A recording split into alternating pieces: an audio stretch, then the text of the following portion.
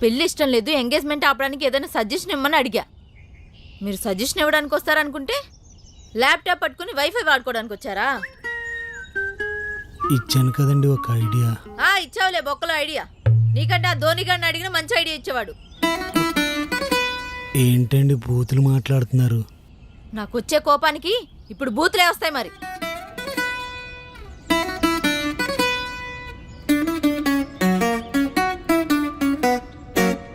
నేను మిమ్మల్ని ఒకటి అడగొచ్చా? అడగండి. వద్దులేండి. పర్లేదు అడగండి. వద్దులేండి. పర్లేదండి.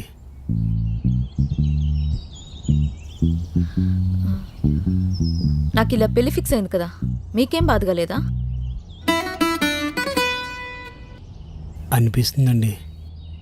ఎందుకు? అది మీకు ఇష్టం లేకుండా పెళ్లి జరుగుతుంది కదా, అది మీకు బాధ అనిపిస్తుంది కదా, అందుకే నాకు కూడా బాధ అనిపిస్తుందండి. ఒకవేళ నాకు ఈ పెళ్లి ఇష్టం అనుకోండి, అప్పుడు బాధపడతారా? మీరు నన్ను కన్ఫ్యూజ్ చేస్తున్నారు. దీంట్లో కన్ఫ్యూజన్ ఏం లేదు. ఒకలా అనుకుందాం.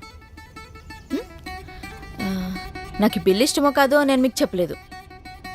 నాకు జస్ట్ ఇప్పుడే పెళ్లి ఫిక్స్ అయింది. ఫ్రెండ్స్ అందరికీ చెప్తూ మీకు కూడా చెప్దామని వచ్చాను. అలాగే అనుకోండి.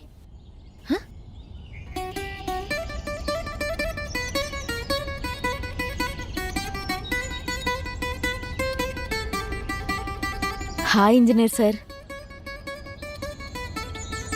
చెప్పండి. హాయ్. మీకు ఒక విషయం చెప్దామని వచ్చాను. నాకు మా బావతో పెళ్లి ఫిక్స్ అయింది. నాకు చిన్నప్పటి నుంచి మా బావ అంటే చాలా ఇష్టం. నేను ఎప్పుడెప్పుడు పెద్ద అవుతానా, ఎప్పుడెప్పుడు పెళ్లి చేసుకుంటా అని వెయిట్ చేస్తున్నా. ఇప్పుడు పెద్ద అయ్యాను కదా, అందుకే పెళ్లి చేసుకుంటున్నా. నా పెళ్ళికి మీరు తప్పకుండా రావాలి. ఎలాంటి సాకులు చెప్పకూడదు, సరేనా?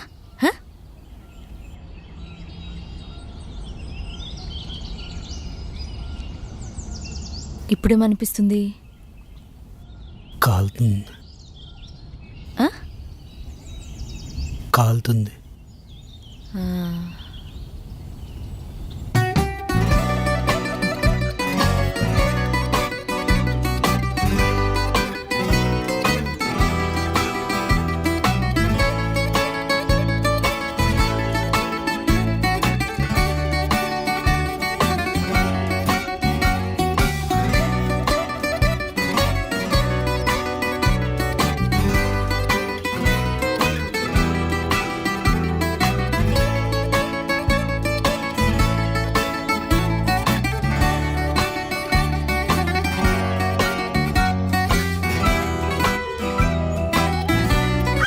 నేను మీకు ముందే చెప్పాను కదా సార్, మీరు సౌజన్య అక్కని లవ్ చేస్తున్నారని.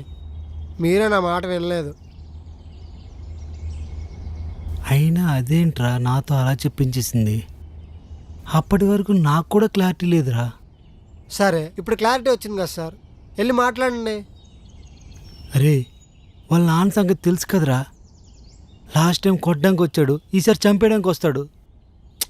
వాళ్ళ నాన్న సంగతి తర్వాత సార్, ముందెళ్ళి సౌజన్య అక్కతో మాట్లాడండి సార్.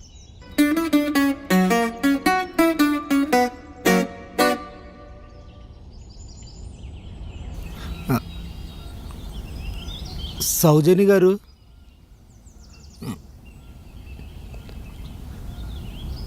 సౌజన్య గారు,